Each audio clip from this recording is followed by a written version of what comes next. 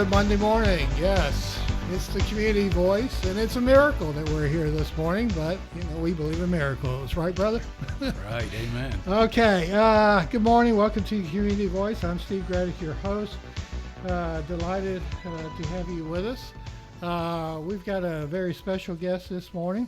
So we start out a new week, one that we've been doing now for, 10, 15 years? Yes, it has been. West Georgia Right to Life President Duane Hack is here, and the Stand for Life, the annual Stand for Life event is coming up this Saturday.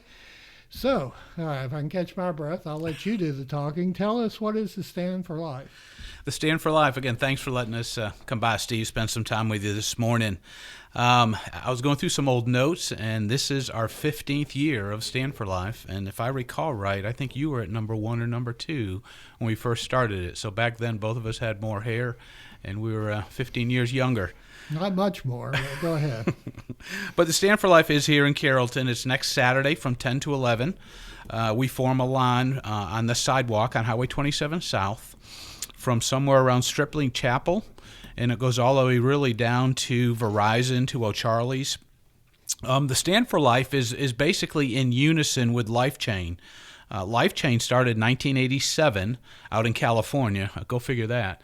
But it started in 87. There were 2 counties, Yuba County and also Sutter counties. And it was about 2,500 people that decided that we need to make our voices be known against abortion and against end of life decisions that were being brought upon by the country and by the Washington. And so that's what we do, is we form that line between on Highway 27. And we're typically having anywhere from 100 to 150 people that show up, and it's just a silent memorial. So why the silence? Does that represent something? Well, it does. It's a silent memorial remembering the 61 million babies that have been aborted since 1973. It's a time of prayer for our country, but it's also just a time to reflect and just in remembrance of those babies that have been innocently killed through abortion. In abortion in America, like I said, there's 61 million. That'll be this year's number. Last year it was 60. This year we should be at about 61 million. And I brought something with me. Maybe some of your Facebook people can see it. But this is a 12-week fetal model. And since 1973, 12% of all abortions have occurred past this size. And so if you do the math, 12% of 61 million, that's over 7 million babies have been aborted since 1973 from 12 weeks and going forward.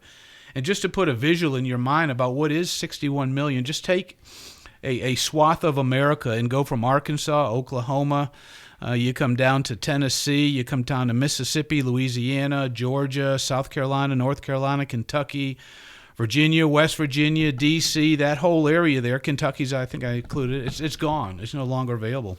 And so that's what 61 million represents. And it really puts a visual to it when you look at it from that respect. Now, y'all will be standing there in silence, Correct. But you'll have signs, too. Just a couple of what some of the signs will say. Yeah, and we will have signs. We have signs that say abortion stops a beating heart. That's one that we have many. We also have some that says Jesus forgives, because Jesus forgives those that had an abortion. We also have some that say choose life. So we have an whole array of different signs. We don't have any that are the grotesque signs, and you've seen some of those out there at times, not at our Stand for Lives, but I just read something this morning up in Cartersville that there was a group of people that showed up at a Stand for Life with some signs that were out of the norm that we would usually use, and we do not endorse that. We even had some folks that made homemade signs that just says choose life, I regret my abortion. So there's an array of different signs. The flip side of that, Steve, though, is what if we didn't see signs of what happened at the Holocaust? It would not have brought the remembrance to us as well. So we don't display those kind of signs, but there are some signs like that we might use at other smaller venues. Yeah, that's a whole other discussion about the horrific nature of this. You mentioned that one sign says abortion stops a heart from beating. Of course, the heartbeat bill got a lot of attention, House Bill 481, and apparently it's been stopped by the courts in Georgia. It has. And so are you disappointed, I guess, obviously, on that? There's mixed feelings. Yes, we are disappointed on it. There were several parts of the bill that we weren't in favor of, West Georgia Right to Life or Georgia Right to Life. We're just not in favor of. One was the rape and incest part of the bill. The way we feel is that by including that in the bill, it all of a sudden created a subclass of people, those that were conceived through rape and incest. And we just didn't feel like that was right. There's never been a law in Georgia that had a rape or incest clause in it. So this was the first time that it happened. And when you look and you do the research, 1.3% of abortions that occur in America are because of rape and incest. In the state of Georgia, you have anywhere from 30 to 35,000 abortions a year. So if you kind of do the math on that, you're looking at 400 innocent babies whose lives were taken away because of the sin of the father. And you got to challenge yourself and your listeners, is that right? Is that the right thing to do for an innocent babe in the womb to have their life taken away because of that of the sin of the parent? So it's not fair to the child. They're paying for a crime that they did not commit. And so we're not for that. But other parts of it we agreed with. There was one portion as well that we didn't agree with. It was called the futility of the mother, or the health of the mother. A very broad definition. If you think about it, what defines the health of the mother? I'm sorry, I don't think I can financially take care of this baby. I want an abortion. This is going to cause me mental distress. I don't feel like I need to have this baby. I want an abortion. So it's a very broad painted brush that they used in the verbiage. And they also talked about medical futility. That's another broad category that can't be defined. I know situations here in Carroll County where individuals were told you should have an abortion because of some challenges your child might have. I went to church with a couple, and they said, no, we're not doing it. We're pro-life. We are not going to abort this baby. And the baby turned out to be, fair. There's some challenges, some walking challenges, but overall, the baby's fine, just a bundle of joy. So we definitely didn't agree with that part of it as well. Now, the one part that we did agree upon was the personhood part. And there was some verbiage in the language of the law that talked about personhood, and it defined the babe in the womb as a class of living and distinct human being. And we are all in favor of that. We're in favor of personhood. And the reason being, Steve, is if you can ever get to that point, and we had a personhood amendment here on our ballot 10 years ago, and over 70% of the people in Carroll County agreed with putting personhood in the state constitution.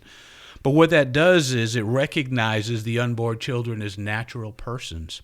And I just happen to have my handy-dandy Declaration of Independence and also my 14th Amendment. And this is the reason why personhood, if you hear anything today, understand the word personhood and what it means, because if in the life community we can ever get to the point that we can call that babe in the womb a person, all of a sudden it's earmarked through the Declaration of Independence and also the Constitution.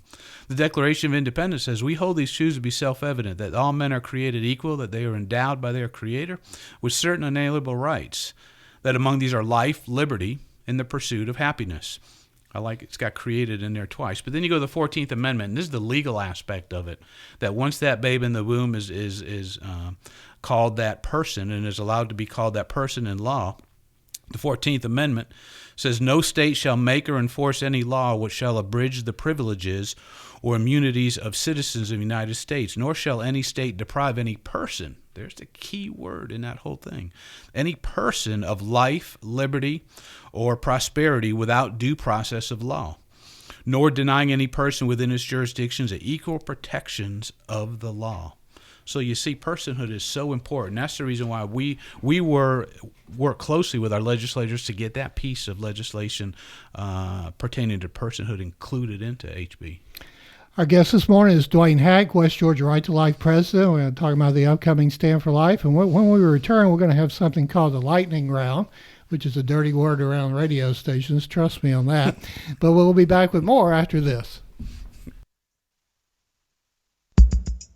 At Oak Mountain Academy, our daily schedule includes convocation, prayer, and the Pledge of Allegiance.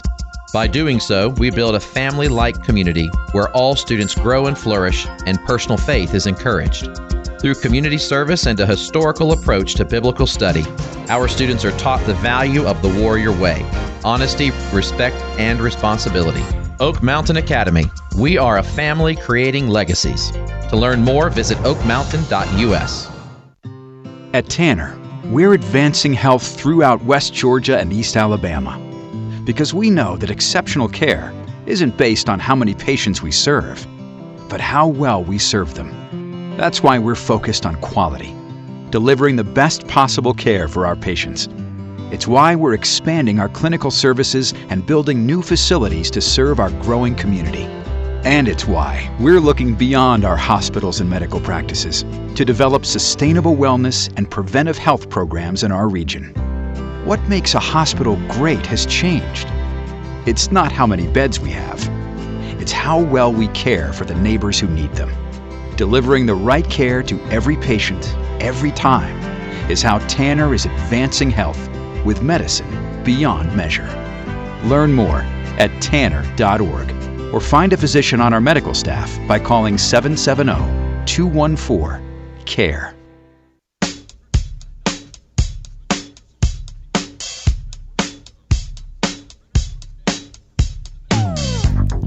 Good morning. Welcome back to the Community Voice. I'm Steve Gradick, your host, on a beautiful Monday morning.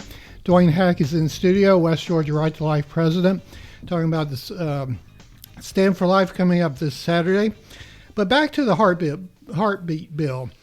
You know, when the heartbeat can start before the woman knows she's pregnant. So how can you support that? Well, you know, go back to medicine, go back to biological, go back to today's technology. It's an irrefutable fact that the moment of fertilization there is a new and living human being.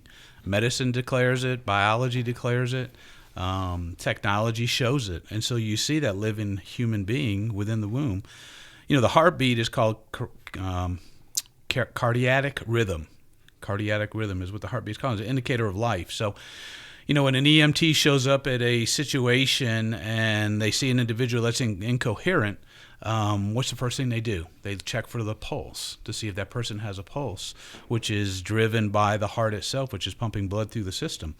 So when a coroner comes in and basically is called to a situation where the person is assumed deceased, the first thing they do is look for that pulse, look for the heartbeat.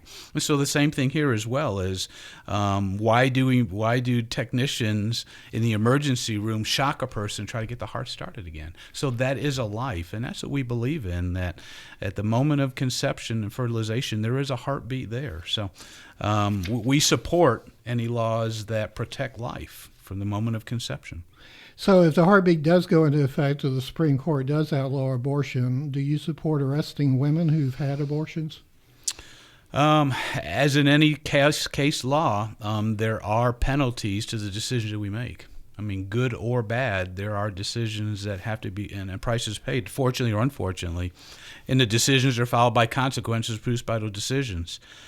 You know, how is that law through equal justice, if you think through that, Steve? I mean, if I'm involved in a car accident and both the mother and the preborn child are tragically killed in that accident, then now I'm charged with two deaths. I'm charged with the death of the mother and also the death of the child through infanticide. The woman going into an abortion clinic, what's the difference? I mean, if they're taking the life of their unborn child, should she walk away and not be charged where she broke the law? So, and again, that's a discussion that's going to be further reviewed and looked at, but there has to be a price that's paid for consequences. Today, the focus has been on the abortionist, though. Correct. That's absolutely correct. And you go back to the Gosnell trial, and you know, in the law itself, it did talk about the HB law. It did talk about jurisdictions and laws concerning the abortionist as well. So that will play into it. So how can you as a man tell a woman what she can and cannot do with her own body? Good question. I'm glad you brought it up. Yeah, I'm sure you are. You're talking about gender. And so think about it.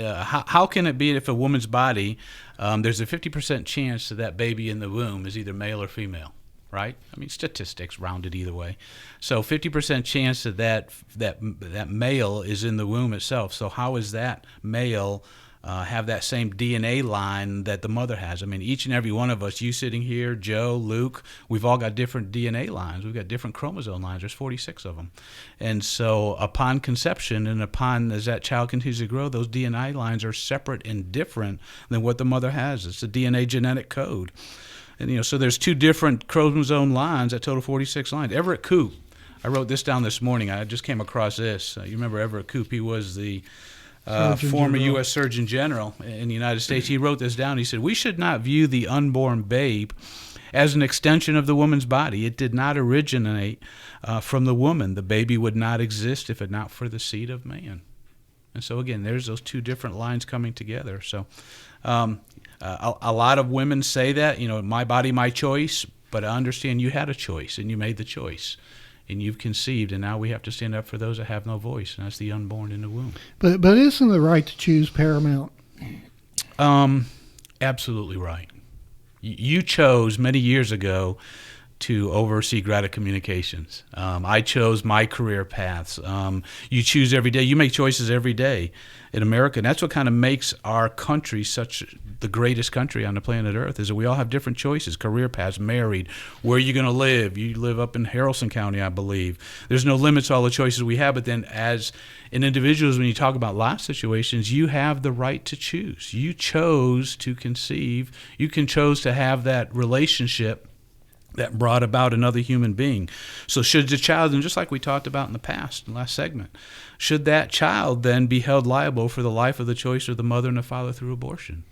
All of a sudden you're destroying, you're killing an innocent person who has no choice or in their decision to live or not to live.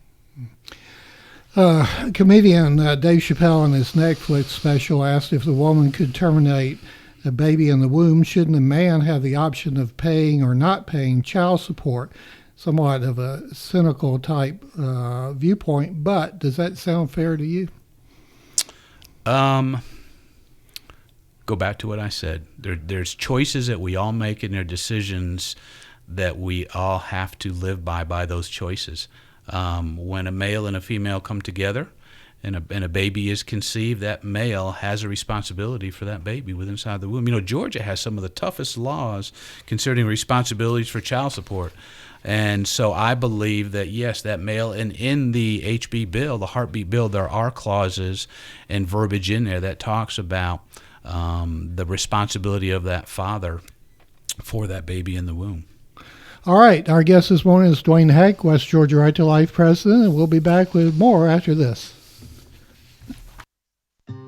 At Tanner, we're advancing health throughout West Georgia and East Alabama because we know that exceptional care isn't based on how many patients we serve, but how well we serve them. That's why we're focused on quality, delivering the best possible care for our patients. It's why we're expanding our clinical services and building new facilities to serve our growing community. And it's why we're looking beyond our hospitals and medical practices to develop sustainable wellness and preventive health programs in our region. What makes a hospital great has changed. It's not how many beds we have. It's how well we care for the neighbors who need them. Delivering the right care to every patient, every time, is how Tanner is advancing health with medicine beyond measure. Learn more at tanner.org. or find a physician on our medical staff by calling 770-214-CARE. Oak Mountain Academy has offered a challenging college preparatory education for over 50 years. With over 500 graduates, we have maintained a 100% college acceptance rate. Over 90% of our students earn acceptance to their first choice of college or university, and over the past 5 years, our students have earned over $10 million in scholarship offers. Our students are creating a legacy. Come, be a part of our family and create your own legacy today. To learn more, visit us at oakmountain.us.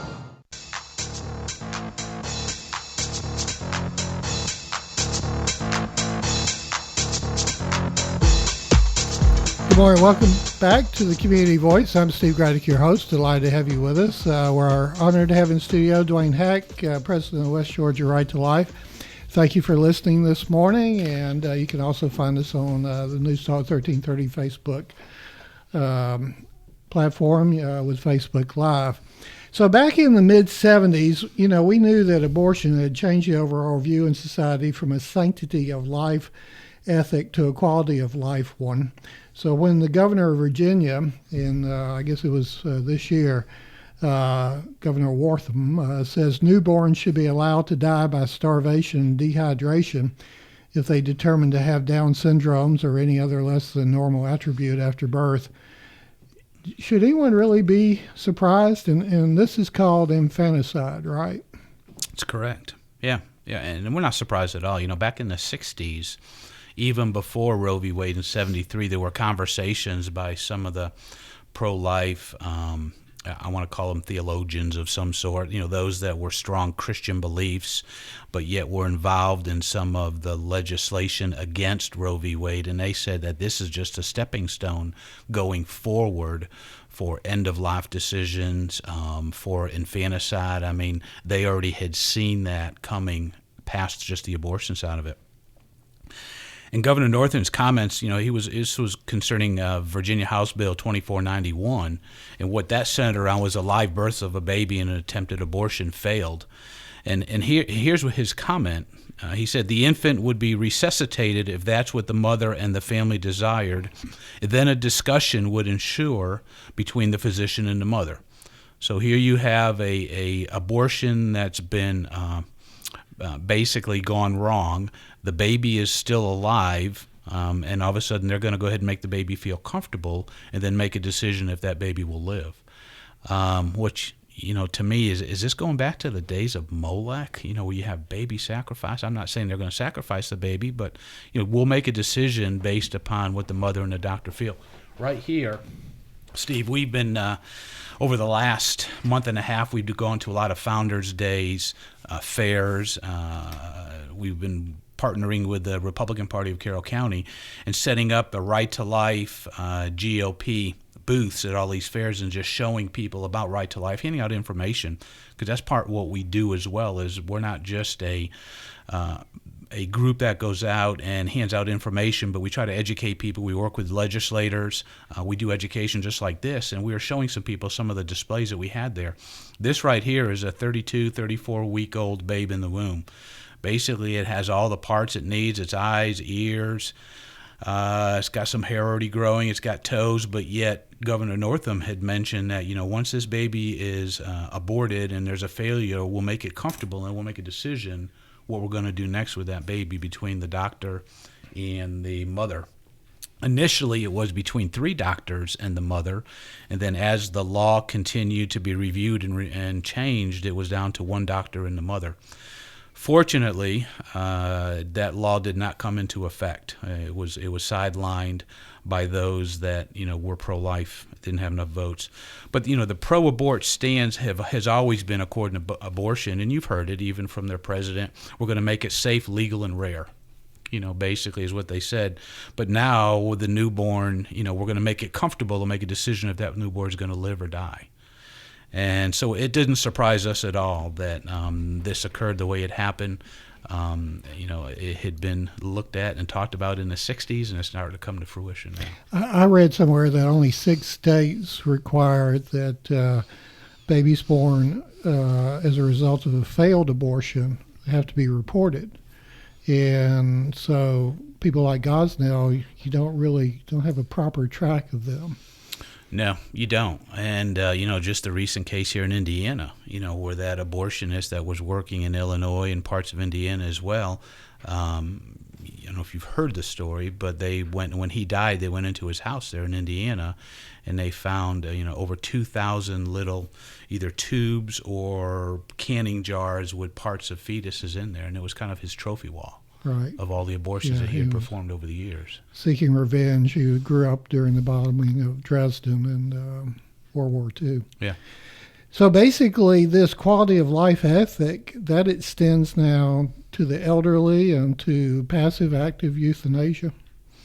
Yeah, I mean, you and I had a segment here several months ago. It was probably last year, or no, it was before Trump was elected, because we were talking about Obamacare and all the provisions that were in it. And, the past provisions of the affordable health care, the Obamacare, had parts in there, Steve. And we did a deep dive one day, and we looked at it, and we saw that, necessarily death panels, but there were panels set up that individuals would look at different needs of the elderly and decide to make decisions, sorry, you don't need a knee replacement, just take 2 aspirin and call us in the morning. Simply be able to say, okay, what can you as an elderly person place back into society Why not give that knee to a young, vigorous 25-year-old who needs it and can put money back in society? So we saw that. We dove into it and did a deep dive. And, yeah, I mean, you've got to look at the whole realm here and say, okay, is this extended to the elderly as well? Yes, it does. So how do you define a person? You mentioned that earlier in the program. And technically, the word fetus is what, unborn child? Latin? Latin, yeah, for the young while in the womb. Bearing and bringing forth of the young is basically how it's wrote out. Webster calls it the unborn offspring of an animal that develops from an embryo. It's a continuum.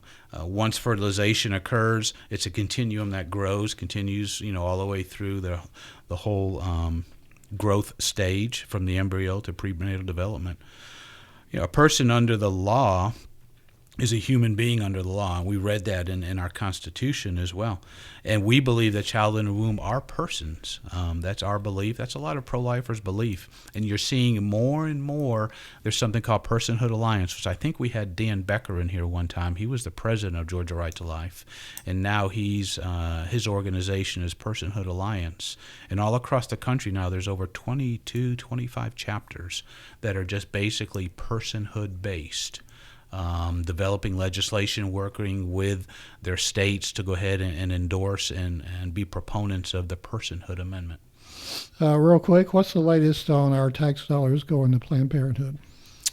The last number I had was $585 million that went to Planned Parenthood. 1/3 of the Planned Parenthood's funding comes from the U.S. government. 1/3 of their funding.